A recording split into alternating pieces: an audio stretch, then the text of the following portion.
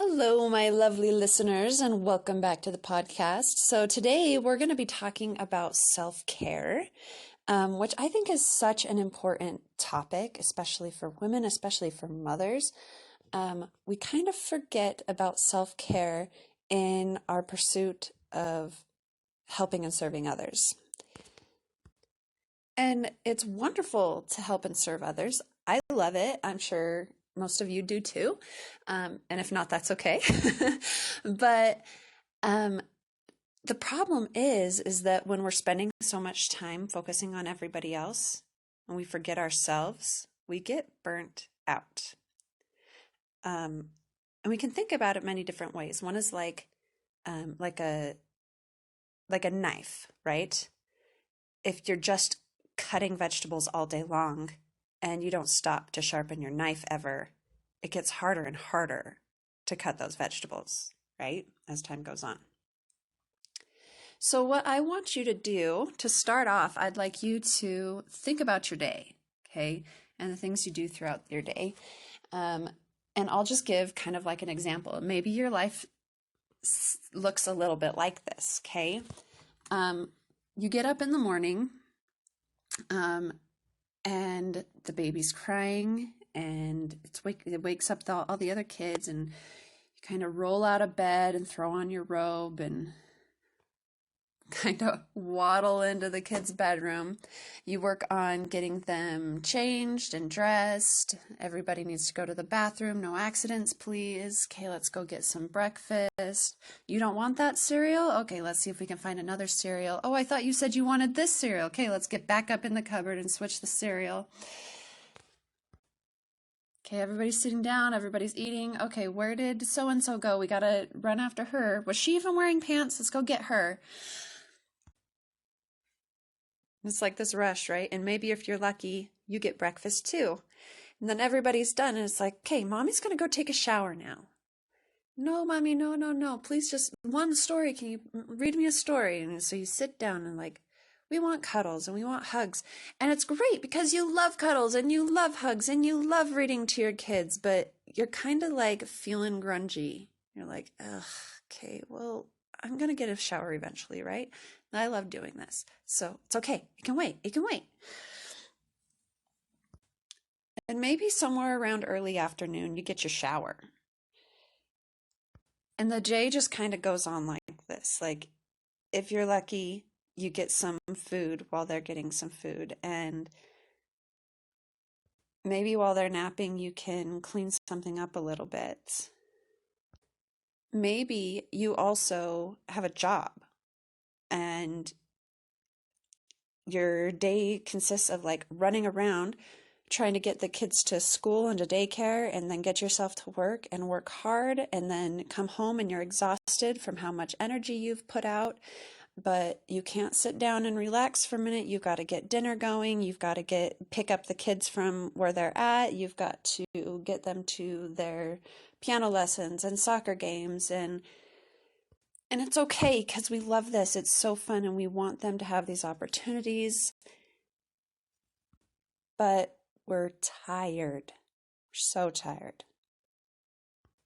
And we love our kids, but my goodness, can't we just get a break every once in a while, right? Can't we just sit down and breathe for a little while? Can't we take a nap sometimes? But no, we've got too much to take care of. This is our thought, right? Like, I just don't have time to take care of myself. I've got to take care of the kids who can't take care of themselves. I have to do it. Or maybe it's not kids. Maybe it's just your job, or volunteer work you do, or you're taking care of your parents, or you're working 3 jobs to keep your house and things. We've got so much, and it's draining, and you're tired, but you just have to keep going, right? Maybe not. Let's think this through, okay? So, what are some of the reasons we don't self-care? One of the biggest ones that I hear all the time is that it just seems so selfish. Like, I can't take a break. Like, that's so selfish to be worried about myself when my kids need me. It's so selfish to think about going and getting my hair done when we could use the money to buy something for the family, you know? So that's the biggest one that I hear, that it's just, we believe it's so selfish to self-care. So we push ourselves to take care of others. And what happens when you push and you push and you push? We talked about it. You get tired. You get burnt out, okay? And what do you do when you get burnt out? It's going to be different for everybody, but here's some examples. You binge watch Netflix. You stay up too late, or really late, because it's the only quiet time in your house. You scroll Instagram like way too much. And you're kind of ignoring other responsibilities. Maybe you eat ice cream or an entire bag of chips. That's what I would go for, an entire bag of chips. You're doing things to try to get like a dopamine hit, something that feels like relaxation, but it's got this negative consequence to it, okay? Where you're ignoring responsibilities, which could be your kids or your house or your health, things like that, right? And what happens when we do this is that we prove to ourselves that that personal time was really selfish. Like, I just sat here and ate all this ice cream and now I feel sick and the dishes aren't done and I'm still going to have to get up for work. And see, it's a bad idea to do something for me. See how that works? We just prove it to ourselves. Now, before we get into solutions, I want you to kind of think about this in one more angle, okay?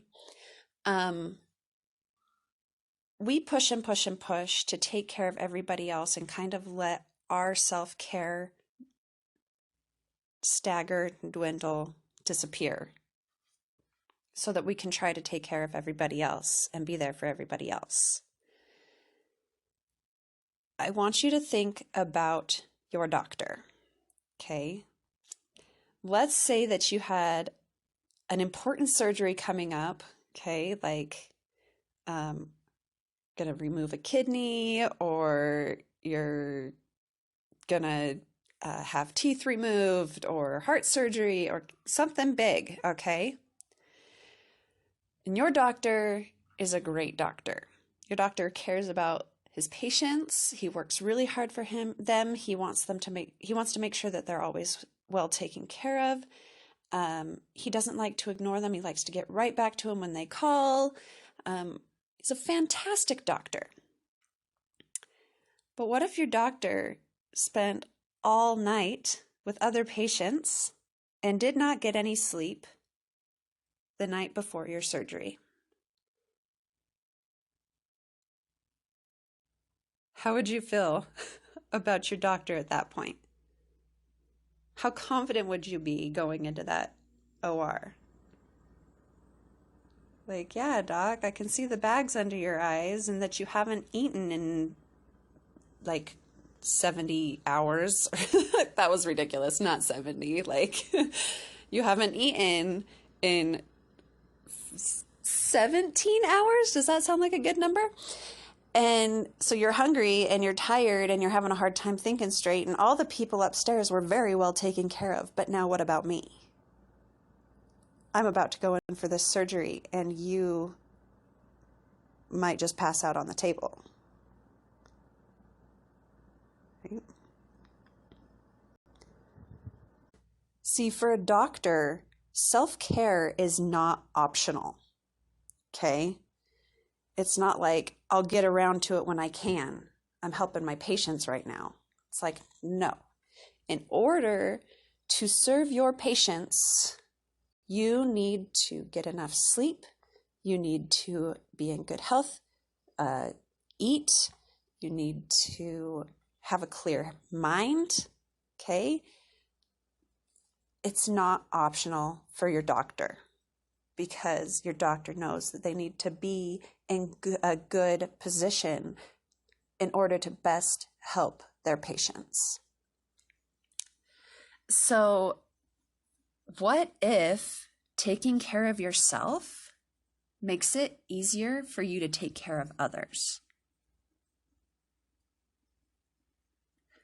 What if taking the time to plan some good self-care is going to save you time later, right?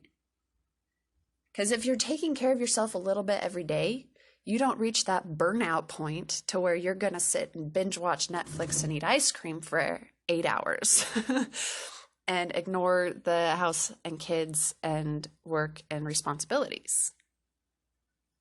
So what if you just took a half hour each day, or whatever time you want to say? That was just an example. Instead of taking a whole chunk of time once a week. And have you thought about the quality of your personal time, of your self-care? Okay? Because we talked about the things that we often do when we're feeling burnt out, like overeating, watching TV, scrolling Instagram, all the things that kind of give you that quick dopamine hit, but it doesn't feel very good later. You don't really feel like you did anything. There's no accomplishment. There's no correct me if I'm wrong, but there seems to be more judgment of those things than oh, I'm so glad I took that break and did that. That felt really good to be scrolling on my phone for an hour and a half. So what if you scheduled things that you knew were going to take care of you and that were going to energize you rather than suck the life out of you? And I want you to kind of take the time to think about what it might look like, okay? And your brain is going to want to be like, no, this is how we've always done it. This works for us. We need to keep this. Think of the children. Just tell your brain to calm down and explore the possibilities. If this was possible, how would we make it work? Okay? And what are the things that we're going to have to be prepared for? And what feelings are we going to need to be okay with feeling?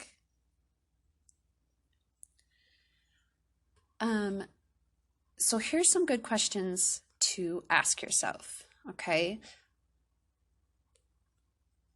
What do I need in order to serve others better? Okay. Do I need more time getting ready in the morning? Do I need more sleep? Do I need more time to prepare healthier meals? What do you need? Do you need time to sit down and read your book because that's fun and exciting and you need a little bit of fun and excitement in your life?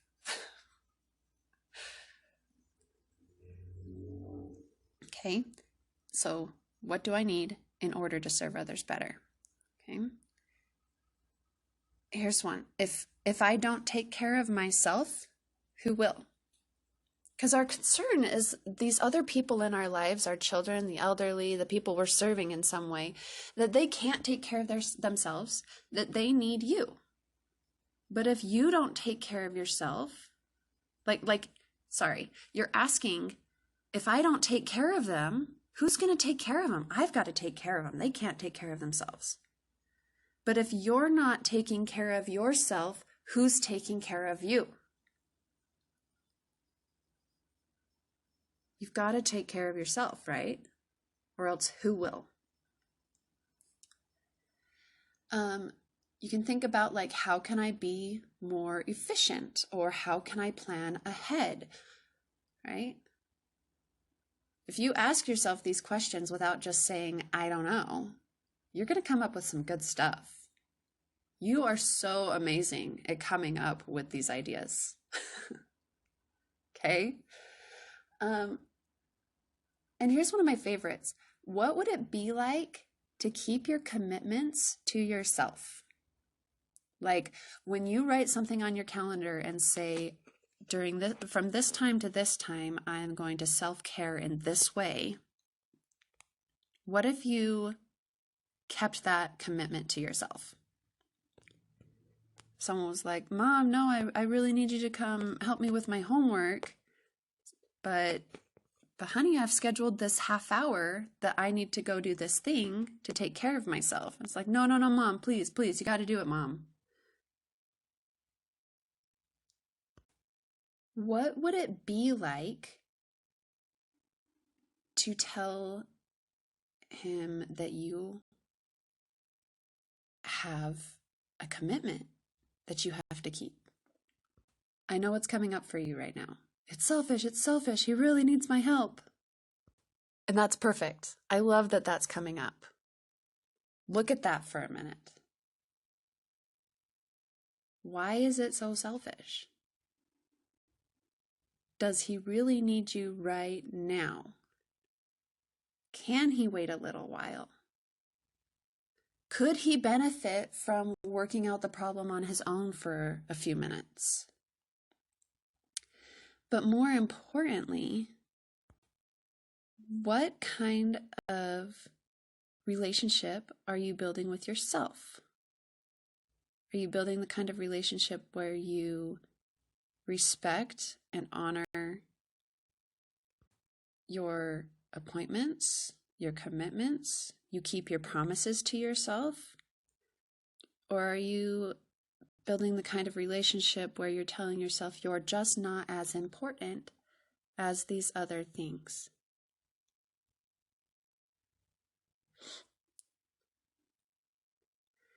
Because I'm of the opinion that if you plan ahead, work out your time and know that you've got time scheduled to help your son with his homework and you've got time scheduled for you to read your book, that you're smart enough to get both of those done in the time that you have allotted yourself. Now, we all know that there's going to be emergencies sometimes, but they're going to be few and far between, you guys. We have these things that seem so urgent, but they don't have to be. There's few things that are actual emergencies, like a medical emergency. That's one. The house is on fire. That's one. But most of these other things that we view as being emergencies are just like, actually, life is not going to end if I don't do this thing immediately. Like, things are gonna be okay. In fact, they might even be better if I keep this commitment to myself, honor myself, take care of myself, so that when I'm done, I can be there 100% for you.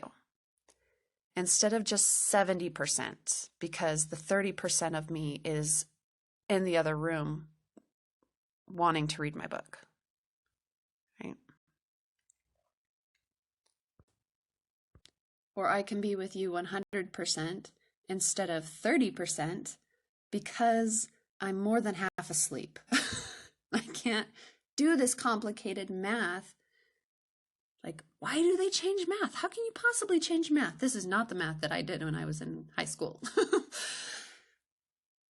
But I can be with you 100% instead of less than half because I'm not tired anymore. I took that half-hour nap, that 20-minute nap, and I am so ready to go, and I'm so ready to be here with you and to help you to the best of my abilities.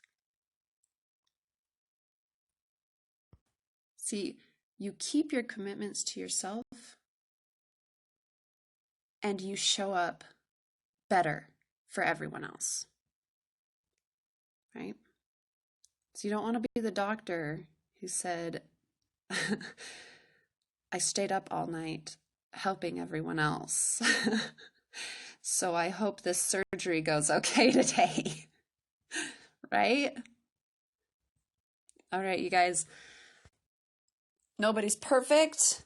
life can be hard. It throws things at you. It's kind of the whole point, right? To challenge yourself, to roll with the punches, to become better and build skills and resilience, right? So obviously, this is not going to be super easy for a lot of you.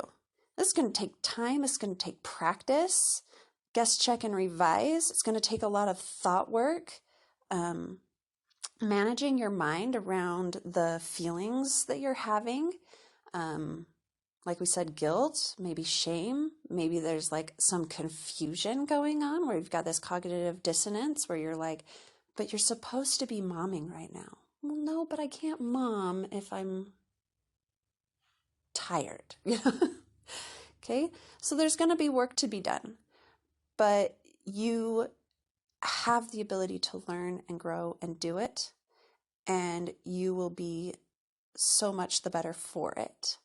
So this is a lot of the work that I do, you guys. I do this work with my clients to teach them how to manage their time, how to manage their brains around all the things that come up for them when they think about this kind of stuff. And I would love to help you with it too. So please go ahead and go on to angielifecoaching.com/services and sign up for a free call with me. Bye, guys. Talk to you next week.